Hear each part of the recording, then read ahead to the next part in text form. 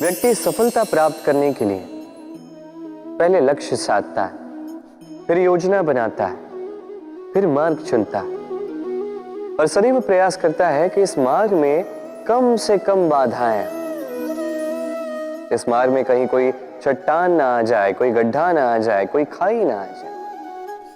और यही सबसे बड़ी भूल वो कर बैठता है। कैसे? सोचिए, एक सरल सपाट मार्ग आपको कहां ले जाएगा? एक सीधे सपाट स्थल। यहां तो कोई भी पहुंच सकता है, इसमें विशेष क्या है? सोचिए, यदि आपके मार्ग में गड्ढे हो, खाई हो, चट्टाने हो, तो इसके परे एक शिखर भी है जो आपकी प्रतीक्षा कर रहा है। सफलता का वो शिखर जहां कोई सरलता से नहीं पहुंच पाता, जो विशेष। इसलिए अपने जीवन में जब भी समस्याएं आए उससे कतराएं नहीं, एक मुस्कुराहट के साथ उसका स्वागत करें। और सावधान रहें, यदि आपके मार्ग में समस्याएं ही ना आए तो इसके दो ही अर्थ हैं। या तो आपने लक्ष्य ठीक नहीं चुना है, या आपने मार्ग ठीक नहीं चुना है। मनुष्य की सदैव ये इच्छा होती है कि वो परिपूर्ण बने, इसलिए सदैव प्रयास करता है, कर्म करता रहता है कि उसके जीवन में कभी कोई त्रुटि ना हो, कोई दोष ना हो, कोई भूल ना हो। किंतु जब मनुष्य ये करने लगता है, अपना समस्त ध्यान उसी पे केंद्रित करता है, तभी उसका विकास धीरे धीरे धीरे रुक जाता है। कैसे? आप कहेंगे कि इसमें क्या अनुचित है, ये तो अच्छा प्रतीत होता है। देखिए, ये त्रुटियां, ये दोष, ये भूल, अब कुछ भी कर ले आपके जीवन में रहेंगे ही रहेंगे। और मेरी बात मानी, यही है जो आगे जाके आपको जीवन में सुधरने के लिए उकसाएंगे।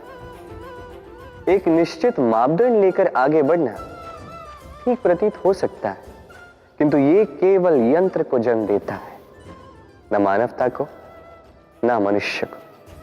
स्मरण रखिएगा, यदि आप आपके जीवन के द्वार हर एक भूल के लिए, हर एक दोष के लिए बंद कर देंगे, तो बस जान लीजिए कि समस्त सत्य ये भी बाहर ही रह जाएगा। ये भूल, ये दोष, ये त्रुटियां ही हैं जो आपको जीवन के विषय में, प्रयास के विषय में, कर्म के सत्य के विषय में जानकारी देंगे। तो इन त्रुटियों का आदर करना सीखें। छल, कपट, इन शब्दों से संसार का कौन सा व्यक्ति अवगत नहीं है। सभी जानते हैं ये शब्द क्या है, इसका अर्थ क्या है। सभी जानते हैं विश्वासघात क्या है, सभी ने अनुभव किया है। किंतु क्या कभी आपने सोचा है कि ऐसा क्यों होता है? इसका कारण क्या है? इसका कारण है आशा। यदि आप गुफा में जाएंगे और आप ये आशा रखेंगे कि यहां पे अंधकार नहीं होना चाहिए, तो आप तो चोट खाएंगे ही। यदि आप सागर में जाएंगे और आप आशा करेंगे कि मैं भीगूंगा नहीं, तो इसमें सागर का तो कोई दोष नहीं, इसमें दोष है आपकी आशाओं का। एक महत्वपूर्ण बात स्मरण रखिए, मनुष्य मनुष्य को नहीं छलता, मनुष्य को छलती हैं उसकी आशाएं जो वो अनुचित पात्रों से रखते हैं। इसलिए जीवन में कभी भी आशाएं लगाने से पूर्व संबल की परिभाषा जान ले कि वो आपको सहारा देने योग्य है भी या नहीं। ना टूटेगी आशा, ना टूटेगा विश्वास। हम जीवन जीने के लिए कुछ न कुछ करते हैं, कुछ कार्य हम करते हैं आर्थिक संपन्नता के लिए, कुछ कार्य हम करते हैं इस हृदय को प्रसन्न करने के लिए।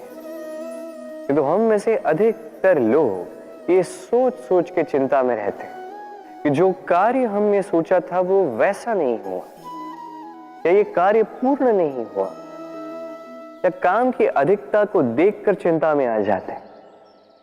अब ये चिंता जो है ये दुख को आमंत्रित करती है, और ये दुख पल पल हमें मार देता है। तो सोचिए, क्या ये सच है क्या काम की अधिकता हमें सच में मार देती है? कदापि नहीं। समझिए एक महत्वपूर्ण बात, आज तक इस संसार में जितने भी महापुरुष आए उनके पास भी उतना ही समय था जितना आज आपके पास है। उतनी ही घड़ियां थी, उतने ही पहर थे। अंतर बस इतना कि उन्होंने चिंता में समय नष्ट नहीं किया, उन्होंने योजना बनाई, उसे कार्यान्वित किया और जीवन में महान से महान कार्य किए, जिसके कारण आज भी हम उन महापुरुषों को स्मरण करते हैं।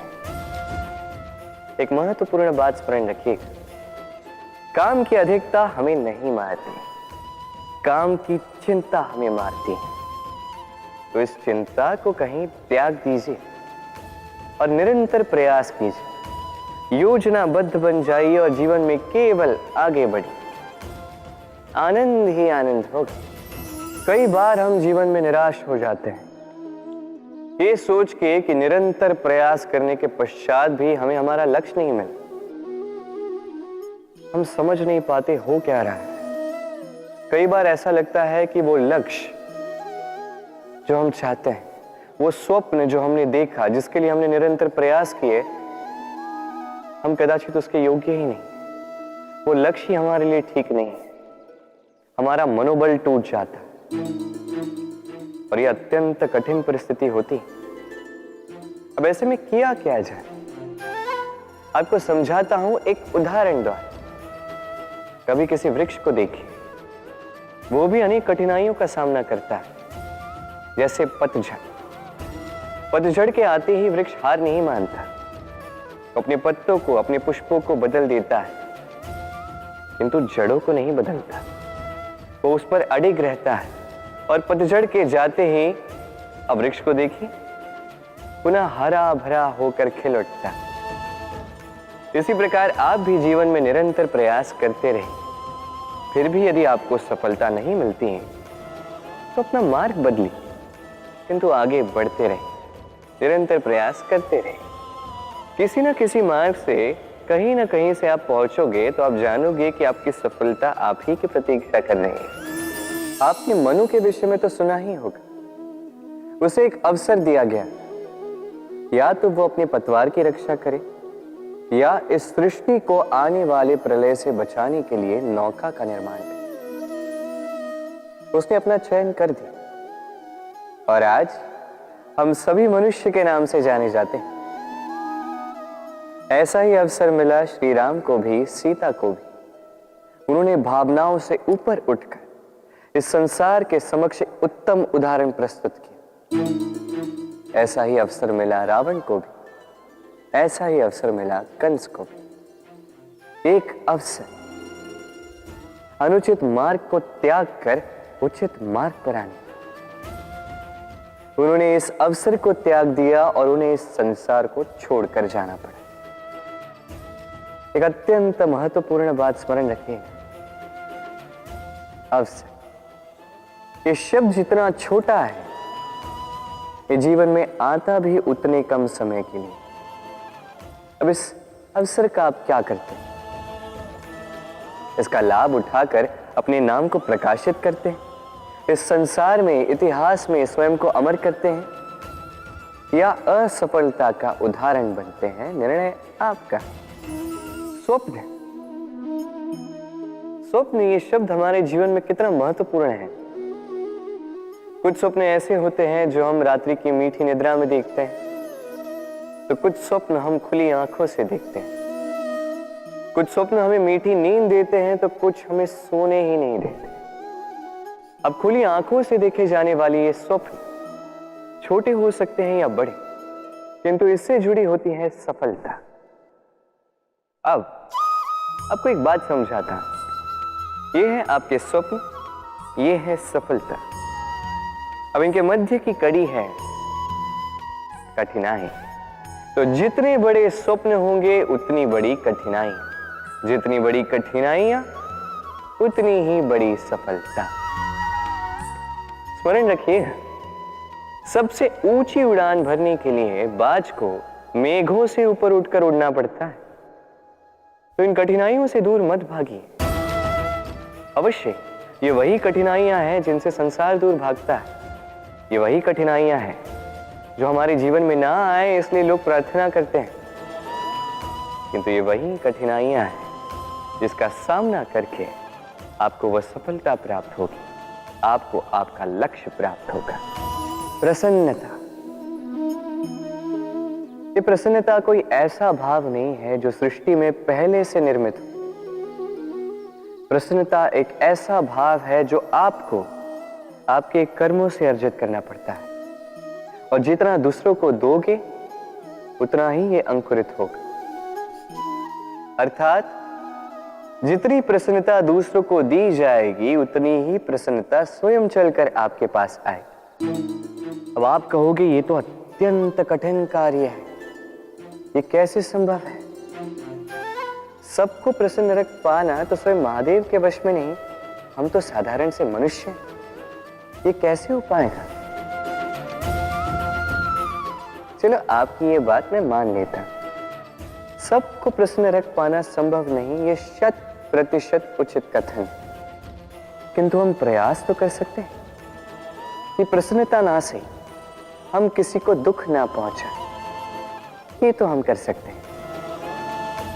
जितना ये दुख कटेगा उतना ही सुख बढ़ेगा, और जितना ये सुख बढ़ेगा उतनी ही आएगी ये प्रसन्नता।